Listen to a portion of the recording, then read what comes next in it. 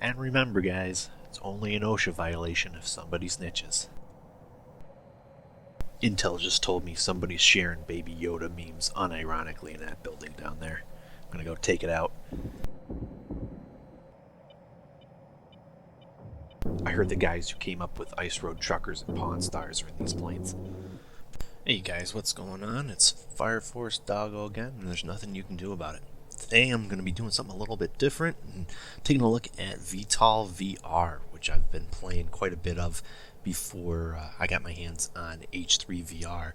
So I figured I'd go back to this for something a little bit different, show you guys the mechanics of this game, tell you a little bit about it, and particularly show you how it's a nice medium between the arcadey aspects of games like Ace Combat, and it's also not super complicated like something like DCS, which is a full-on sim, and you basically have to read an entire flight manual before you even know how to turn on the aircraft. VTOL VR fits a nice middle ground between those two. I had a friend of mine say that he was a little bit intimidated by it and was thinking about getting into it, but didn't really think that it was easy enough to kind of just pick up. So I'm going to take a look at it today and show you guys how easy it is and talk about why I like this game. So I want to take a look at all the different aircraft in this game. This one's the FA-26C, which is one of the 3 aircraft in this game. They're all imaginary, but they're based in some fashion on real aircraft. This one in particular is based on the F-15 and the FA-18, I think, and it is, as far as I'm concerned, it's the easiest one to kind of learn. I don't know if that's because I've had the most time in it, or if it's because it just truly is easier. Now, some of you guys may be saying, wait a minute, neither the F-18 or the F-15 is a VTOL aircraft, so why is this game called VTOL VR? Well, the other 2 aircraft in the game, the AV-42 and the F-45, are both VTOL aircraft. The AV-42 is kind of a mix between a Harrier and a Huey. It's a troop carrier, but it can also be a gunship. The F-45 is more like a mix between the Chinese J-20 stealth aircraft and the F-35 too. So it's a mix between a traditional jet and a jump jet. Like I said before, this game is a nice mix between DCS and Ace Combat, where there is a learning curve to it, but you don't necessarily have the same extreme learning curve that you do in DCS. The other nice thing about this game too is not only is it a good bridge between getting in from something more arcadey to something more simmy, but it's also a lot cheaper and more approachable than DCS. DCS, your average module can cost $25 if you're lucky, and you catch it on sale, and that's for one aircraft. That doesn't include map packs or any of the more involved aircraft like the F-14, which is super expensive. It's like $80. This game is $25, I think, which is not bad by any means for a VR game, especially when you think of something like Super Hot VR, which is a very linear experience and has some replay value, but I don't think to the same extent as this does. So it really is a good value, especially considering this is, as far as I know, the work of one guy who started out as a modder for Kerbal Space Program, I think, and then moved on to making this game himself. So all your money's basically going to the one guy who's making this game. I think certain aspects of the game could be better explained, and that'll probably get fixed in later updates with more tutorials. And I should say at this point that this game is technically still in alpha, although it's pretty polished for even the alpha state that it's in. This game is really not as difficult as it might seem. Like I said, there is a learning curve to it, especially in learning the idiosyncrasies of each individual aircraft and how to navigate some of the different systems. It's a very neat game. There's a lot of different stuff that you can learn, and you always feel like you are learning something new. There's a lot of different weapon systems too. There's anti-radiation missiles, there's dumb bombs, there's smart bombs, obviously there's air-to-air missiles. The AV-42C, which is the troop carrier, in particular has some interesting weapon systems. It has the M320 chain gun from the Apache helicopter that can be slaved to that helmet-mounted sight system so that you can actually slew the gun off of your axis of travel and fire on targets.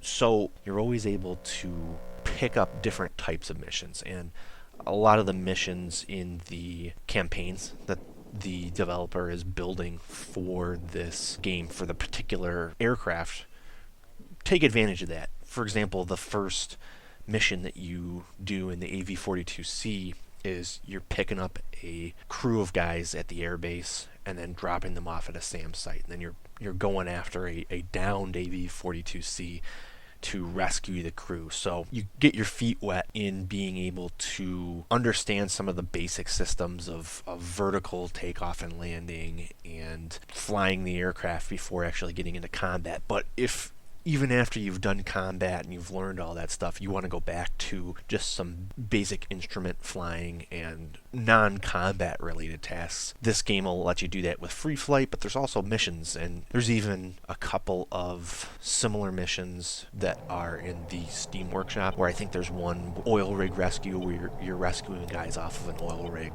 There's no combat involved, so there's a lot of replay value for the $25 that you're paying for this game. And as I said before, the game just looks fantastic, especially if you're playing in sort of a dusk time frame where there's really nice reflections off the water and the sunset's nice. It's just it's a pretty game.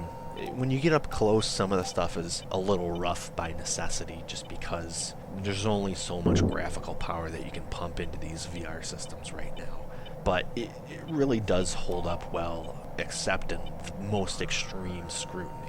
So I've been very happy with the time that I've spent in the game. I think I have about 20 hours of flight time with the three various aircraft. I think the only one I really haven't gotten more than a couple minutes in on is the F-45, and that's because that one just appeals to me the least. I'm not a super high-tech fanatic, and that one's very much for the guys who want the F-22 or the F-35 style plane, as opposed to some of the older systems. But like I said, you can do air-to-air combat, you can do air-to-ground combat, you can do non-combat missions. There's a lot of stuff to do in this game, and there is a mission editor too, so you can even make your own if somebody out there hasn't made something that meets what you're looking for yet.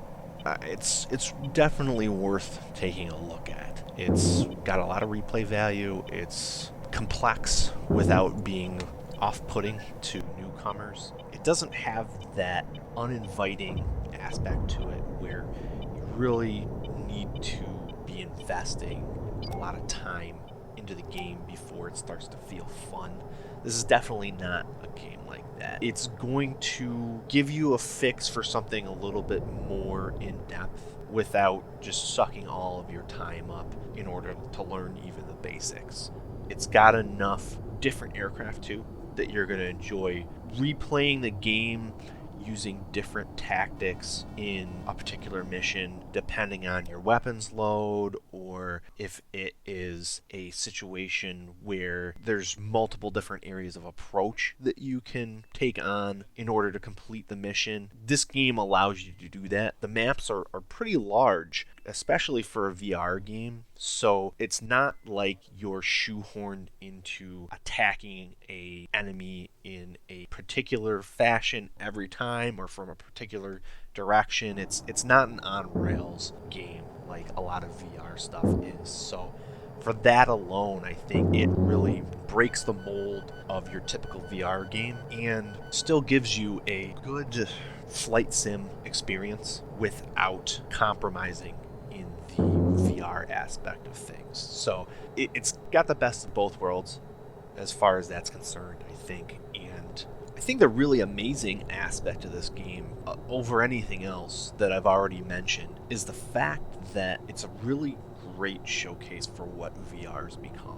When I was playing the 8-bit NES back in the late 80s and early 90s, playing Super Mario Brothers or whatever, if you had told me VR would achieve what this game has in my lifetime, I don't know that I would have believed you. Just because this is such a monumental leap, both from the days of the NES and the Atari and even the Sega Genesis, PlayStation 1. And it's also a huge leap in VR technology compared to what I saw as a kid. When I was a kid, the VR idea was in its infancy, and it really wasn't that impressive. It was kind of like 3D, where it went away because people didn't really see the value in it. Now, 3D kind of is a limited technology, and it really hasn't improved, which is why it kind of came back and went away as a gimmick again. And I think VR is in a very different space in the sense that it legitimately has improved and taken advantage of a lot of the technology to provide a much different and much more immersive experience compared to what was originally on offer with a VR, because the technology has allowed it to do that.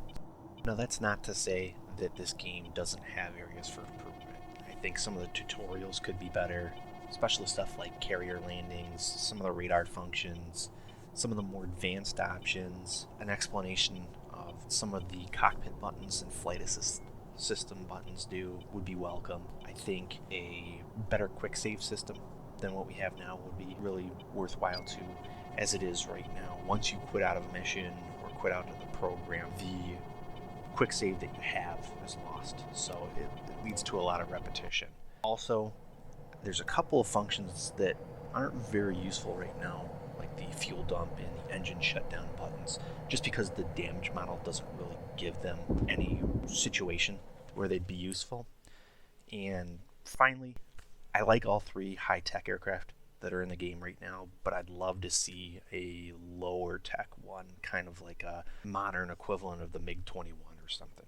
But really, this game is worth the money that they're asking for it as it is right now, and any future improvements that they make are really just icing on the cake. With that being said, hit that like and subscribe button, support my Patreon, hit that vape, take over a small country, and I will talk to you next time.